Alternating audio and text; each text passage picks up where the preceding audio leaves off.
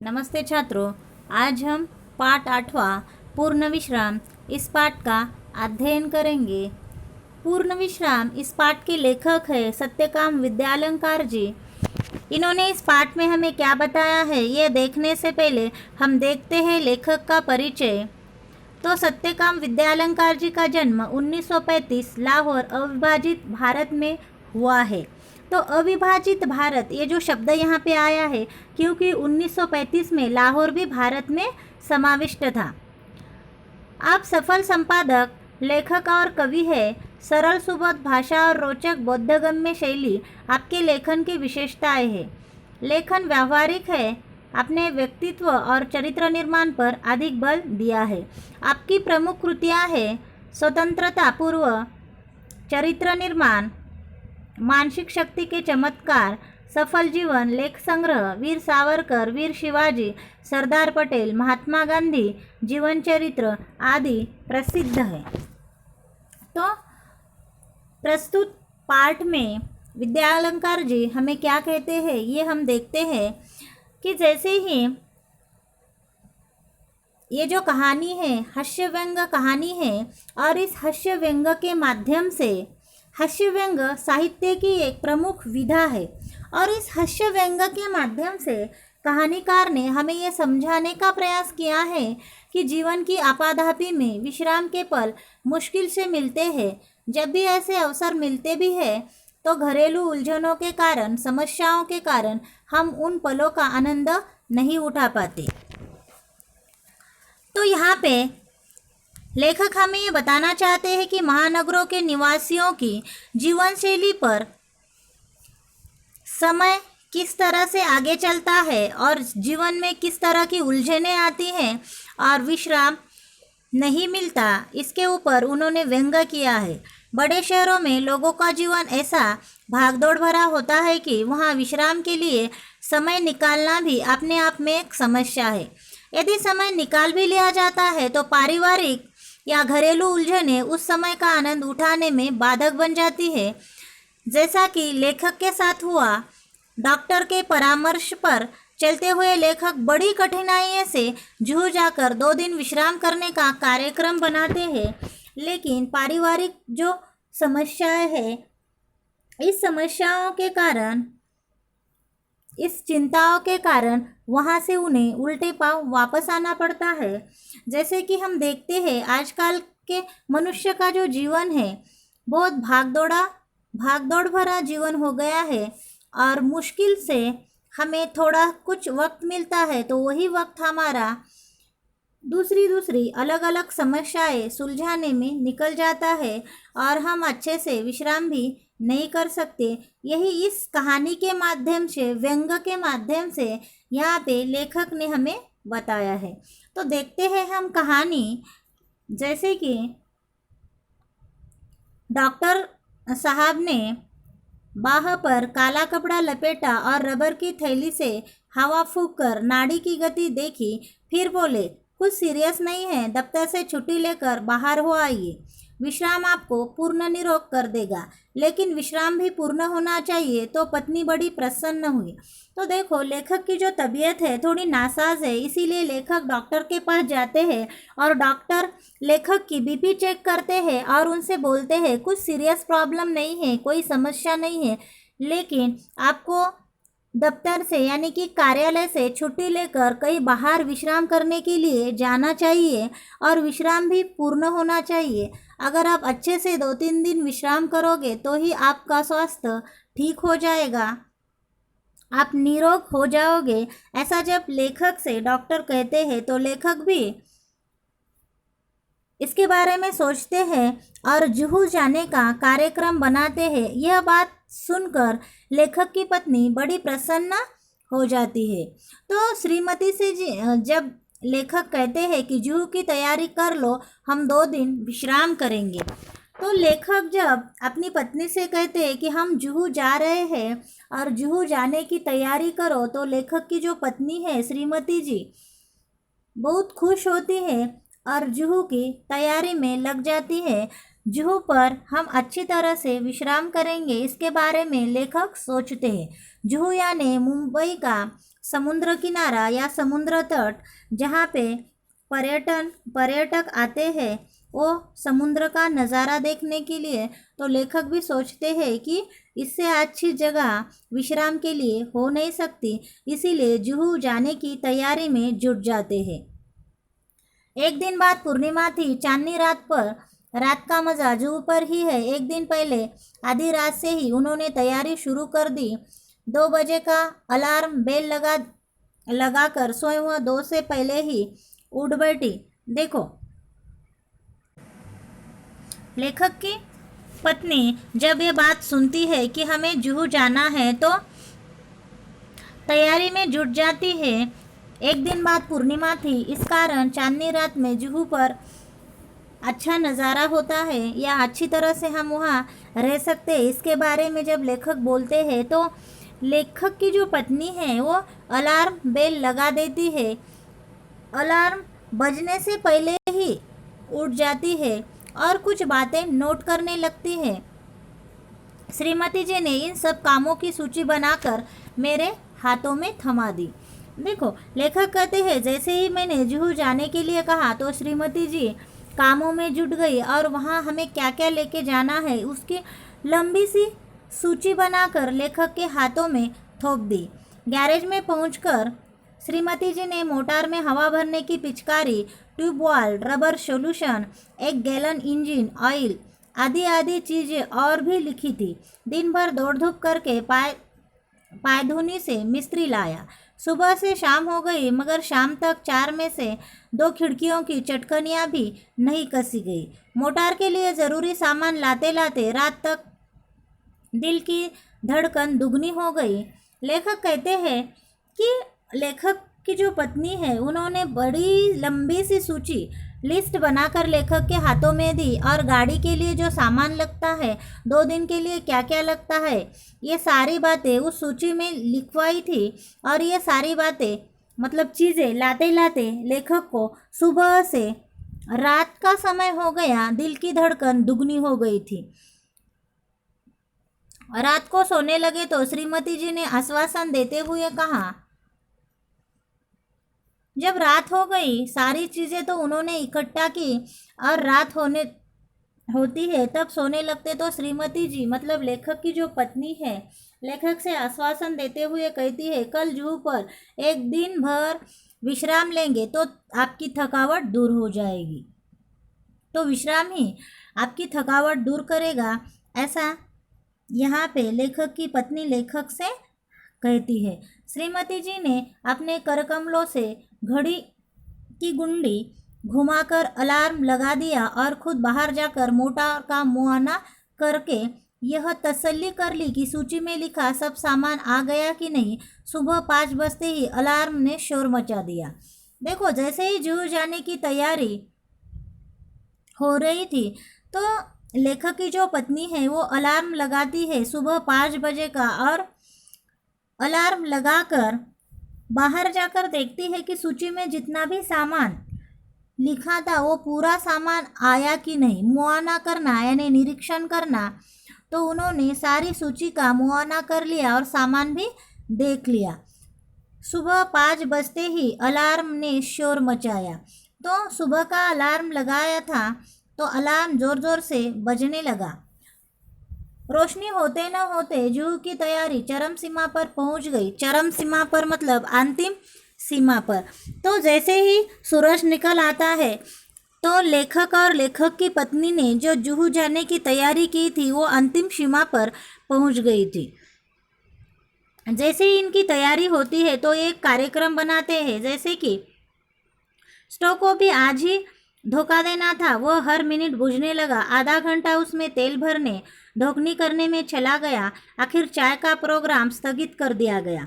सुबह सुबह जब ये चाय पीने का प्रोग्राम बनाते हैं तो स्टोव उसी दिन खराब हो जाता है और बार बार उसमें तेल भरना ढोकनी करना यह चालू ही रहता है, लेकिन चाय नहीं बन पाती। आखिर चाय का प्रोग्राम उन्हें स्थगित करना पड़ा। ढोकनी करना यानी स्टोव में हवा भरना उसे ढोकनी करना कहते हैं। तो ये चाय का जो कार्यक्रम है ये इन्हें स्थगित करना पड़ा। और हम दत्तचित हो तैयारी में जुट गए। तो आगे की तैयारी में भी दोनों जुट गए। जैसे मानो कि ऐसी तैयारी कर रहे हैं वाटरलू जाने से पहले नेपोलियन ने भी ऐसी तैयारी न की हो। जैसे कि युद्ध पर जाते वक्त नेपोलियन ने भी ऐसी तैयारी नहीं की होगी। इतनी तैयारी ये दोनों जुहू जाने के लिए कर रहे हैं। ऐसी महत योजनाओं के संपन्न करने में हम पति पत्नी परस्पर सहयोग भावना से काम करने पर विश्वास रखते हैं। सहयोग भावना यानी एक दूसरे को सहकार्य या सहायता करते हुए काम करना। तो दोनों भी एक दूसरे को सहयोग भावना से सहायता करते हुए काम कर रहे थे और कौन सा काम किसे करना है इसके बारे में भी उन्होंने सोच लिया था। तो सारी तैयारी चरम सीमा पर पहुंच गई थी। हमारे जीवन का मूल मंत्र सहयोग ही था। मन वचन कर्म इन तीनों से होता है। जीवन का यह मूल मंत्र मुझे भुलाना था। श्रीमती जी मुझे मेरे कामों की याद दिलाने लगी और मैं उनके उपकार के बदले उनकी चिंताओं में हाथ बटाने लगा। हाथ बटाना यानी मदद करना। लेखक भी अपनी पत्नी की मदद कर रहे थे। जैसे कि जुहू पर जाते समय उन्हें क्या क्या साथ में लेके जाना है एक दूसरे को सामानों की सूची के अनुसार याद दिलाते थे। पुड़ियों के साथ मिर्च का अचार ज़रूर रख लेना, ऐसे लेखक ने कहा। तो श्रीमती जी बोली, अचार तो रख लूँगी पर तुम भी समाचार पत्र रखना न भूल जाना। एक दूसरे को क्या क्या लेना है इन चीज़ों की याद करते करते एक दूसरे से बोलते हैं। जैसे कि लेखक बोलते हैं कि मिर्च अचार रख लेना। तो लेखक की पत्नी लेखक से कहती है, अचार तो मैं रख लूँगी, समाचार पत्र भी तुम मत भूलना, उसे भी थैली में रख देना। मैंने अभी पढ़ा नहीं है। मैं बोला, यह तो मैं रख लूँगी लेकिन तुम वह गुलबंद न भूल जाना जो हम पिछले साल कश्मीर से लाए थे। जुहू पर बड़ी सर्द हवा चलती है। देखो, गुलबंद यानी मफरल जिसे हम कहते हैं, जो कानों पे लपेटा जाने वाला कपड़ा होता है, उसे गुलबंद कहा जाता है। तो यहाँ पे लेखक कहते हैं कि गुलबंद भी रख लेना, क्योंकि जुहू पर यानी समुद्र तट पर बड़ी सर्द हवा चलती है, इसीलिए हमें सर्दी से बचने वाले कपड़े भी साथ लेने चाहिए। गुलबंद तो रख लूँगी लेकिन तुम कहीं बेदिंग सूट रखना न भूल जाना, नहीं तो नहाना धरा का धरा रह जाएगा। देखो, यहाँ पे श्रीमती जी यानी कि लेखक की पत्नी कहती है कि तुम्हें नहाने के लिए जो सूट चाहिए वो भी तुम्हें रखना है। तो एक दूसरे को अलग अलग चीज़ों की याद दिलाते मिलजुल कर काम करते हैं और सामान पैक करते हैं। और तुम कहीं रबर कैप भूल गई तो गजब हो जाएगा। इस तरह से एक दूसरे को सामानों की याद दिलाते हैं। वह तो रख लूँगी लेकिन कुछ नोट पेपर लिफाफे भी रख लेना, और देखो राइटिंग पैड भी भूल मत जाना। तो देखो, 2 दिन के लिए तो ये विश्राम करने के लिए जा रहे हैं, लेकिन अपने साथ इतना सामान लेके जा रहे हैं, तो वहाँ मानो विश्राम नहीं कि दुगना काम करने के लिए जा रहे हैं, ऐसा यहाँ पे महसूस होता है या समझ में आता है। तो राइटिंग पैड का क्या करोगी, ऐसा लेखक कहते हैं। तो श्रीमती जी कहती है कि कई दिनों से माँ की चिट्ठियाँ आ पड़ी है, जुहू पर खाली बैठे जवाब भी दे दूँगी, यूँ तो वक्त नहीं मिलता। घर पे तो माँ की चिट्ठियों का जवाब देने के लिए वक्त नहीं मिलता है, टाइम नहीं मिलता है, तो वहाँ बैठकर उन चिट्ठियों का मैं जवाब दे दूँगी। इसीलिए राइटिंग पैड होना बहुत ज़रूरी है। और ज़रा वे चिट्ठियाँ भी रख लेना जिसके जवाब देने हैं। चिट्ठियाँ ही रह गई तो जवाब किसके दोगे।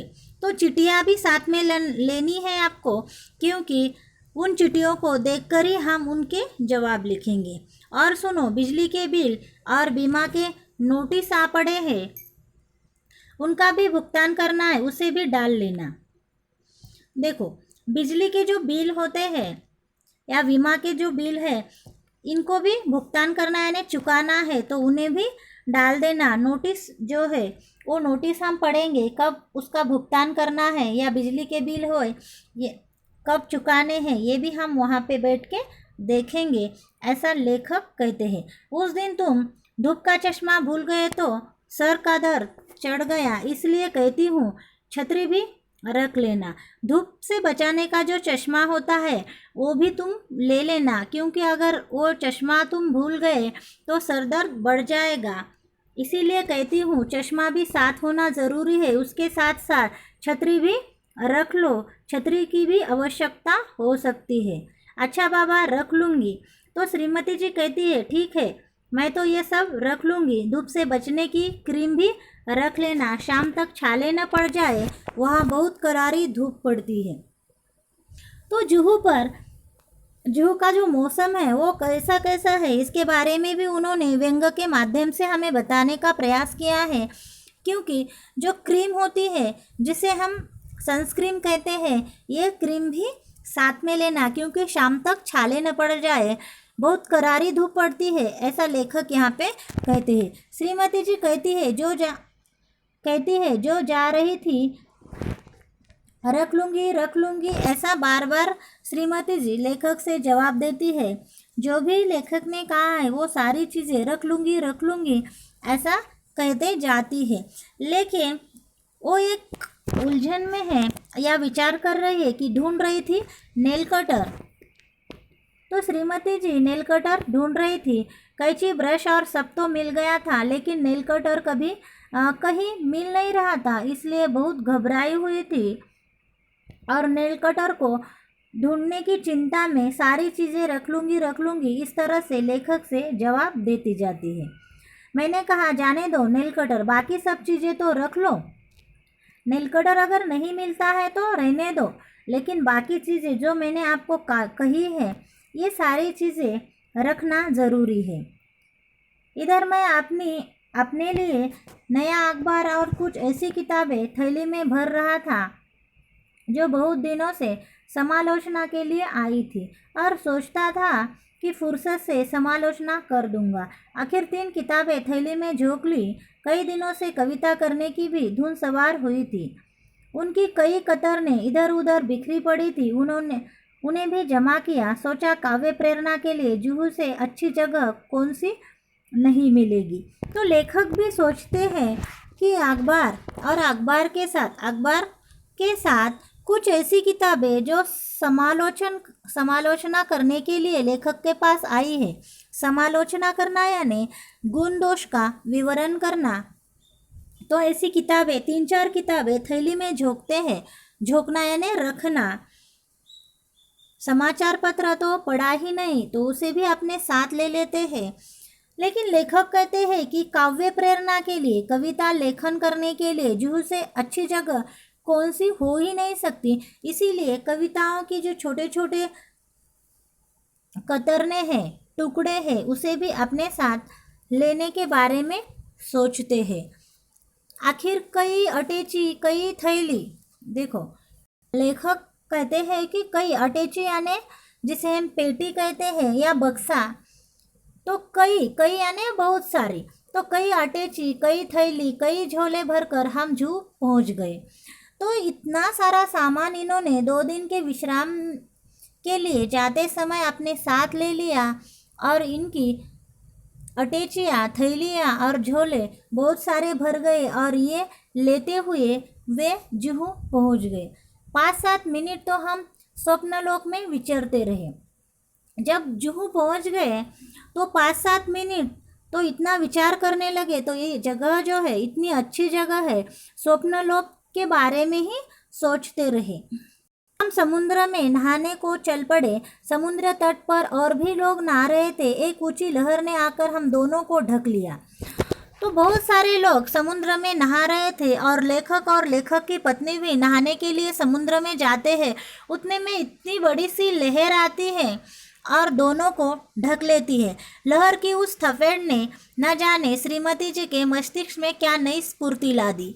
तो लेखक की जो पत्नी है, इस लहर के साथ ही उनका मस्तिष्क जोर से घूमने लगता है या विचार करने लगता है। उनके अंदर एक स्फूर्ति आती है और उतने में ही श्रीमती जी लेखक से पूछती है, तुम्हें याद है बरामदे की खिड़की को तुमने अंदर से बंद कर दिया था कि नहीं?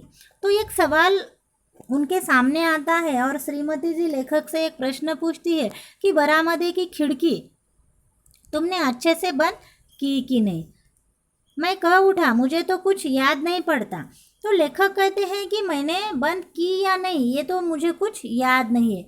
अगर वह बंद नहीं हुई तो खुली ही रह गई तो क्या होगा? कहते कहते श्रीमती जी के चेहरे का रंग पीला पड़ जाता है। चेहरे का रंग पीला पड़ना यानी बहुत घबरा जाना। तो लेखक की पत्नी बहुत घबरा जाती है और लेखक से कहती है, अगर तुम्हें याद नहीं, अगर ये वो खिड़की खुली रह गई तो घर का न जाने क्या होगा। इस चिंता में लगी रहती है, इसीलिए उनके चेहरे का रंग पीला पड़ जाता है। और अगर खिड़कियां खुली रह गई तो घर का क्या होगा? इस तरह से इसी उलझन में लेखक की पत्नी विचार करती है या उस चिंता में डूबी रहती है। यह सोचकर उनकी अधीरता और भी ज़्यादा होती जा रही थी और वो बहुत सोचने लगी। अधीरता यानी धैर्य नहीं होना, धैर्य खो रही थी और उसके ऊपर बहुत ही सोच रही थी। जिस धड़कन का इलाज करने को जू पर आया था वह 10 गुना बढ़ गई थी। देखो, लेखक की तबीयत नासाज थी, इसीलिए लेखक ने दफ्तर से छुट्टी लेकर 2 दिन जुहू जाकर विश्राम करने का कार्यक्रम बनाया था।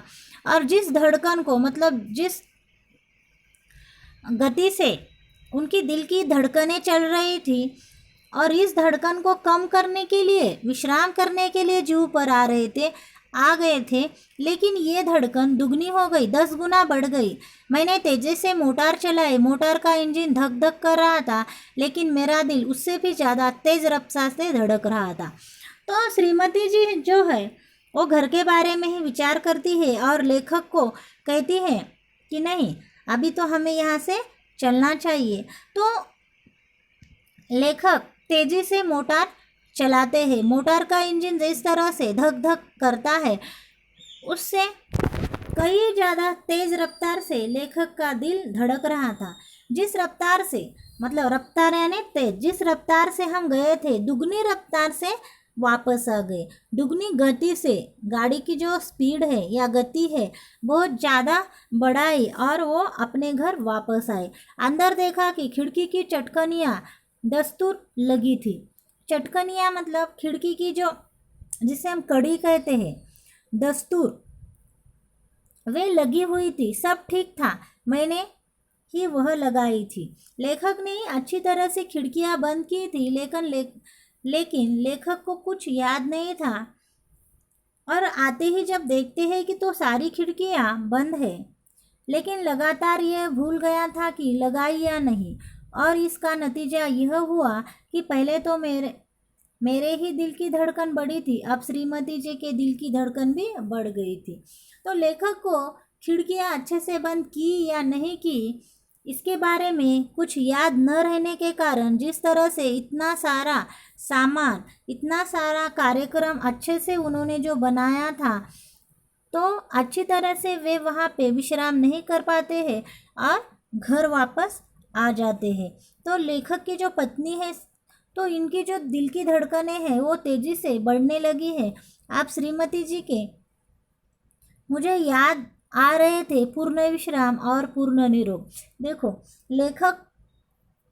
लेखक को जिस तरह से डॉक्टर ने कहा था कि आराम करने के लिए, पूर्ण विश्राम करने के लिए, तो डॉक्टर की जो बातें हैं लेखक के दिमाग में इधर से उधर घूम रही थी और मस्तिष्क में या जिस तरह की डॉक्टर की जो बातें हैं उसकी एक कतार सी लग गई थी।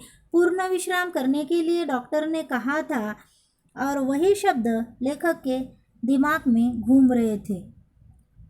मैं पूर्ण निरोग होने के लिए, विश्राम करने के लिए जू पर गया था, लेकिन जैसे ही मैं गया उतनी रफ्तार से, दुगनी रफ्तार से हम वापस आ गए।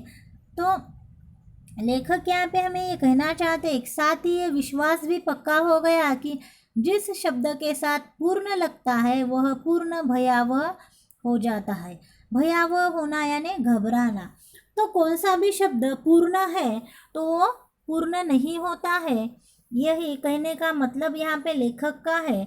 तो विश्राम, पूर्ण विश्राम का जो कार्यक्रम इन्होंने बनाया था, तो विश्राम तो ये नहीं कर पाए।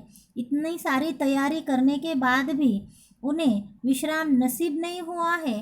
तो आजकल का जो जीवन है, आपाधापी का जो जीवन है, उसमें मुश्किल से इन्होंने दफ्तर से 2 दिन की छुट्टी ली थी और जुहू पर विश्राम करने के लिए गए थे, लेकिन विश्राम पूर्ण नहीं होता है, उन्हें वापस आना पड़ता है।